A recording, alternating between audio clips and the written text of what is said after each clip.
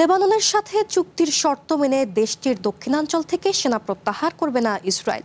সেখানে গড়ে তোলা নিরাপত্তা অঞ্চল পরিদর্শনে গিয়ে এমন দাবি করেছেন ইসরায়েলের প্রতিরক্ষামন্ত্রী ইসরায়েল ক্যাটস। এদিকে তেল আবিবের বিরুদ্ধে চুক্তির শর্ত ও আন্তর্জাতিক আইন লঙ্ঘনের অভিযোগ তুলেছে লেবাননের সামরিক বাহিনী। লেবাননের দক্ষিণাঞ্চলে ইসরায়েল ঘোষিত নিরাপত্তা অঞ্চল থেকে সেনা সরিয়ে নেবে না তেল আবিব। এক ভিডিও বার্তায় একথা জানিয়েছেন ইসরায়েলের প্রতিরক্ষামন্ত্রী ইসরায়েল ক্যাটস।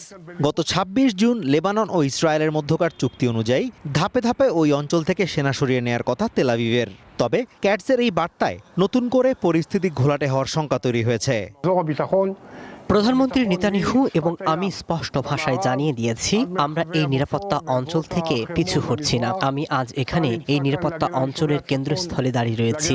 উত্তরের লোকালয়গুলোকে এবং নিজস্ব বাহিনীকে সুরক্ষা দিতেই আইডিএফ এখানে রয়েছে এবং তারা এখান থেকে এক চুলও সরবে না।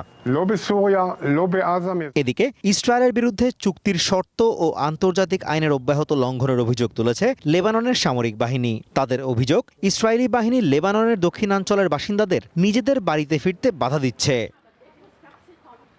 লেবানিজ সেনাদের পক্ষ থেকে দেয়া এক বিবৃতিতে দাবি করা হয়, ইসরায়েলি বাহিনী জাওতাল আল শারিকিয়ায় ক্ষেপণাস্ত্র হামলা চালিয়ে মিউনিসিপাল ভবন, সরকারি স্কুল, হাসপাতাল, একটি নার্সারি ও বেশ কয়েকটি আবাসিক ভবন ধ্বংস করেছে।